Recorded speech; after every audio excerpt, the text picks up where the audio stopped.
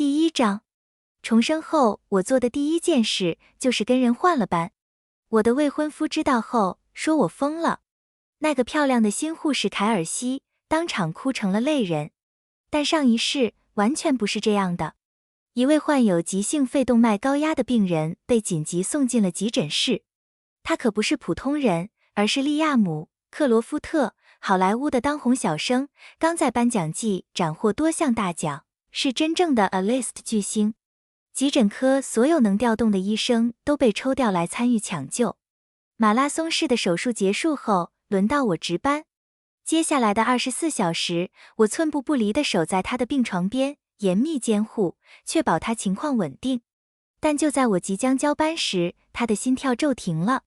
情况急转直下，他突然就走了。就在这时，凯尔西出手了。诺拉毫无职业操守。他向上司汇报，声音因虚伪的诚恳而颤抖。我知道他值班时喜欢溜到走廊玩手机，他眼眶含泪，可那是一条人命啊！你怎么能如此疏忽职守？而我的未婚夫伊桑就站在他旁边。他拿出手机，播放了一段录音，是我经历了一次残酷的3连班后，向他抱怨自己有多累。这就是他的证据。诺拉，我知道你厌倦了这份工作。他当时说，语气充满了失望，但这不代表你可以拿别人的生命冒险。之后便是雪崩般的灾难。利亚姆·克罗夫特的家人和他那群狂热的粉丝无视我绝望的解释，提起诉讼和正式投诉。医院解雇了我，随之而来的抑郁像令人窒息的毯子将我包裹。然后那个超级粉丝出现了，拿着一瓶工业强度的管道疏通剂找上了我的门。我在一片化学灼烧的白热剧痛中死去。而在我死后，我看到了后续。我看到凯尔西晋升为护士长，看到她嫁给了伊桑，看到他们过着漫长而幸福的生活。然后我睁开了眼睛，我回来了，回到了利亚姆·克罗夫特被推进我们急诊科，生命垂危的那一天。需要送他到3号创伤病房，立刻。诺拉，你愣在那里干什么？急诊科那熟悉的受控的混乱将我拉回现实。一片蓝色的刷手服，监护仪有节奏的滴答声，医生护士们急促简短的指令。我看到了他躺在轮床上，被匆忙推过我身边。利亚姆·克罗夫特，这是真的，我重生了，回到了这一切开始的那一天。诺拉，如果你不帮忙，至少别挡路，凯尔西厉声说道，撞了一下我的肩膀，匆匆赶到我们科室主任奥尔布赖特医生身边，急于表现自己。我看着他，胸中的怒火如同熔炉。就是他毁了我的名誉，为我可怕的死亡铺平了道路。这一次，我暗自发誓，我绝不会让你们任何一个人得逞。奥尔布赖特医生看着凯尔西手中的药瓶，皱起了眉头，药用错了。凯尔西，你想害死他吗？出去！他来急诊科才3个月，他的无能就是个累赘。我嘴角泛起一丝冷笑，主任，让我来。我边说边从容地走上前，推开惊呆了的凯尔西，站到了他身边。他恶狠狠地瞪着我，脸上写满了愤怒，然后退出了创伤病房。和上次一样，利亚姆的手术很成功，也和上次一样，我被安排值夜班看守。与上次不同的是，我做的第一件事就是找到护士长，要求换班。换班完成后，我开车回到柳溪镇的公寓，这是我父母全款为我买下的。我和伊桑订婚后，他就把这里当成了自己家，几乎算是搬了进来。他声称是为了照顾我，但实际上把这地方当成了他自己的。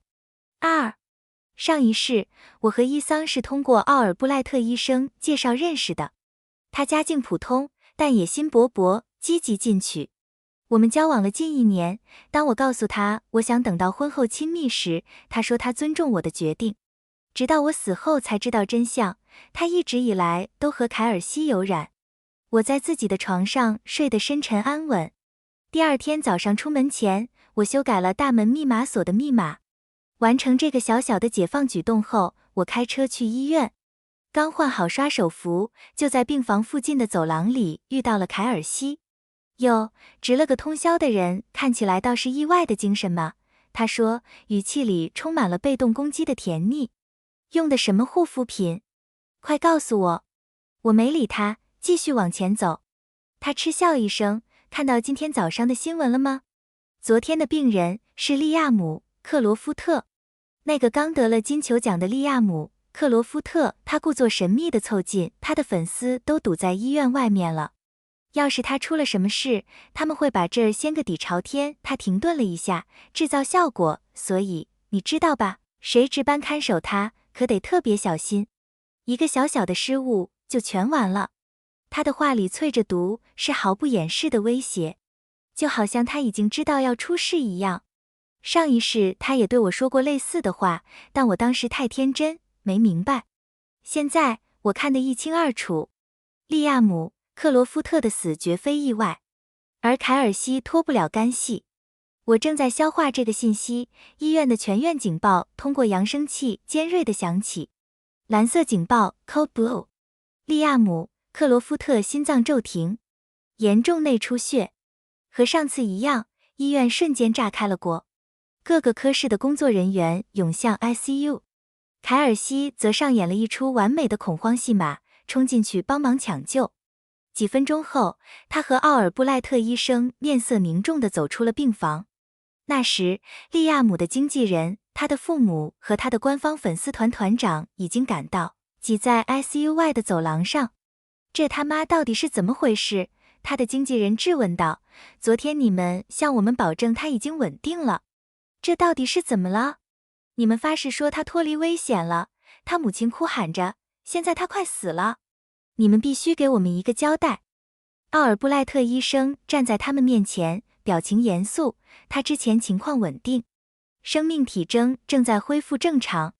我不明白为什么一夜之间会恶化得这么快。他的话被利亚姆的父亲打断。天啊！如果我儿子死了，你们医院要负全责。主任的脸色阴沉下来。现场一片混乱，凯尔西瞥了我一眼，目光闪烁，用轻柔而关切的声音说道：昨晚是诺拉值班看守他。他低声说，声音刚好让所有人都能听到。他现在大出血，还发着高烧，有严重感染的迹象。消炎药和退烧药应该每3小时注射一次。如果按时用药，不该发生这种情况。他让话中的暗示悬在空中，然后继续说，除非值班护士没有按时给他用药。他深吸一口气，目光锁定我。诺拉，我知道你值班时喜欢溜到走廊玩手机，但那是条人命啊！你怎么能这么疏忽？他无需明说，仅凭这2句话，他就在我背上画了个靶子。和我换班的女孩已经回家了，我们的护士长在休假。没人知道昨晚值班的不是我。什么？利亚姆的母亲尖叫道，声音嘶哑，我儿子快死了，你却在玩手机。